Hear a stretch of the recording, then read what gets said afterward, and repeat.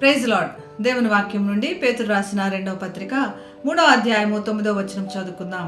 కొందరు ఆలస్యమని ఎంచుకున్నట్లు ప్రభు తన వాగ్దానం గూర్చి ఆలస్యం చేయవాడు కాదు, కానీ ఎవడును నశింపవలనని ఇచ్చేయింపగా అందరూ మారు మనసు పొందవలనని కోరుచు మీ ఎడల దీర్ఘశాంతం గలవాడై ఉన్నాడు.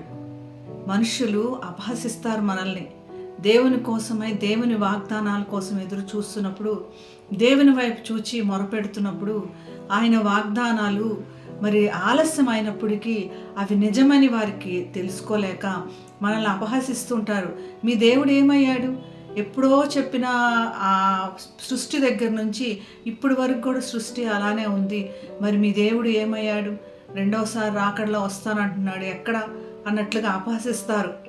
మన వాగ్దానాలు నెరవేరలేదే, మీరు ఎంతగా ప్రార్థన చేస్తున్నారు, మీకు జవాబు రాలేదే అని అపహసిస్తుంటారు.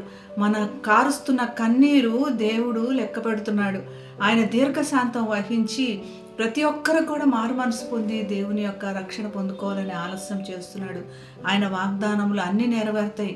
ఆయన మాట ఇచ్చి నెరవేర్చుకొని ఉండటానికి ఆయన నర్మాతుడు కాదు, ఆయన అబద్ధం ఆడేవాడు కాదు. ఈ విషయమై మనం గ్రహించాలి. మరి ఆనాడు అపహసించిన వారందరూ నీళ్ల ద్వారా తుడిచివేయబడ్డారు. ఈరోజు అపహసిస్తున్న వారందరూ కూడా అగ్ని కోసమే వేచి ఉన్నారు. మనం వారిని గురించి భయపడొద్దు. దేవుని వాగ్దానాలు అన్నీ కూడా మనకి అవునన్నట్లుగానే ఉన్నాయి. నీవు మొరపెట్టి ప్రార్థన చేస్తే దేవుడు సమాధానం ఇస్తానన్నాడు. నీవు ఆకాశం ఎత్తి నువ్వు చేసిన మొరలన్నీ నేను ఆలకిస్తానన్నాడు. అలాగా మనకు చేసిన ప్రతి విజ్ఞాపన కూడా ఆయన దగ్గర జవాబు ఉంది. మనం అనుకున్నట్లుగా ఆలస్యమైంది అనుకుంటాం, కానీ దేవుని సమయము మనుషుల సమయం ఒకటి కాదు అన్నది మనం గుర్తు చేసుకోవాలి. మరి ముఖ్యంగా ఏంటంటే క్రైస్తవులు అన్నవారు మనల్ని అపహసించడం అది ఇంకా బాధాకరంగా ఉంది. కానీ దేవుడు ఎలాగైతే దీర్ఘశాంతంగా ఉండి ప్రతి ఒక్కరూ మారు మనసు పొందాలని ఎదురు చూస్తున్నాడో మనం కూడా దీర్ఘశాంతం కలిగి ఉందాం. ఆయన వాగ్దానాలన్నీ అవునట్టుగానే ఉన్నాయి, ఎందుకంటే ఆయన అబద్ధమాడు కాబట్టి.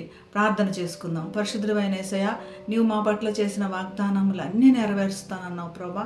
ప్రతి ఒక్కటి కూడా ఆలస్యమైనప్పటికీ మరి ప్రతిదీ నెరవేరుస్తానన్నావు ప్రభా.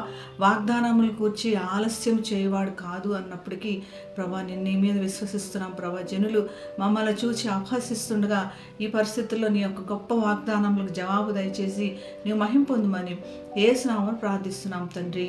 ఆమేన్. Have a blessed day. God bless you.